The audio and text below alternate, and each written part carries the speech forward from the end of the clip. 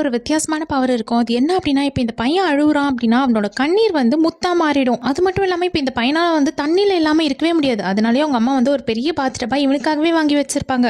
அந்த பாத்டப்ல போயிட்டு அவனை உட்கார வச்சதுக்கு அப்புறமா தான் அவனுக்கு அப்படியே உயிரே திருப்பி வந்த மாதிரி இருக்கும். தண்ணியில் இல்லாமல் ரொம்ப நேரத்துக்கு நிலத்திலே இருந்தான் அப்படின்னா வந்து ரொம்ப உடம்பெல்லாம் எரியுது. ஒரு மாதிரி வந்து ஸ்கின்னெல்லாம் அலர்ஜி ஆகிற மாதிரி ஆகிடுது. இவனுக்கு ஏதோ வந்து மெடிக்கல் ப்ராப்ளம் இருக்கு போல இருக்கு அப்படின்ட்டு அவங்க அம்மா ரொம்ப கஷ்டப்பட்டுட்டு தான் இருப்பாங்க. ஆனால் காசு இருக்காது. அதனால இப்போ இந்த பையன் வந்து அழுது அழுது அந்த பேர்ல்ஸ் இருக்கும்ல அதெல்லாம் எடுத்துட்டு போயிட்டு அவங்க அம்மா கிட்ட கொடுத்துருவான். இதை வித்து நீங்க உங்களோட செலவுக்கு வச்சுக்கோங்க அப்படின்னு சொல்லிடுவான். உண்மை என்னன்னா இப்ப இந்த பையன் வந்துட்டு கடல் ராஜா ஒருத்தர் இருப்பாரு, அவருடைய பையன் தான். அதாவது இப்ப மர்மெய்ட் எப்படி பொண்ணுங்களா இருப்பாங்களோ இவர் வந்து மர்மேன் தான். இந்த மர்மேனுக்கும் சாதாரணமா நிலத்துல நம்மள மாதிரி வாழ்ற ஒரு பொண்ணுக்கும் பிறந்த பையன் தான் அவன். அவங்க வந்து 2 பேரும் சும்மா டேட் பண்ணிட்டு அப்படியே பிரிஞ்சு போயிடுவாங்க. அந்த பொண்ணுக்கு வந்து இவர் இந்த மாதிரி ஒரு மர்மேன் அப்படின்றது தெரியாது. குழந்தையும் பிறந்துரும். ஆனா அந்த விஷயம் வந்து அவருக்கும் தெரியாது. இப்ப இவர் வந்து கடலோட ராஜா தானே, அதனால உனக்கு பிறந்திருக்க குழந்தை வந்து எங்கேயோ நிலத்துல இருக்கு அப்படின்ட்டு அவங்க குடும்பத்துல இருக்கிற ஒரு வயசானவர் சொல்லியிருப்பாரு. எவ்வளவு கஷ்டப்பட்டாச்சு என்னோட பையனை நான் தேடி கண்டுபிடிச்சே ஆகணும் அப்படின்ட்டு அவரும் வந்து ஊருக்கு போயிருப்பாரு. இந்த பக்கம் இந்த பையனோட ஹிஸ்டரி எதுவுமே தெரியாம அவங்க அம்மாவும் வந்து டாக்டரா இழுத்துக்கிட்டு சுத்திட்டு இருப்பாங்க. இவங்க 2 பேர் மட்டும் தனியா இருக்கிறாங்களே அப்படின்ட்டு அவங்களோட சித்தப்பா வந்து வீட்டுக்கு கூட்டு போயிடுவாரு.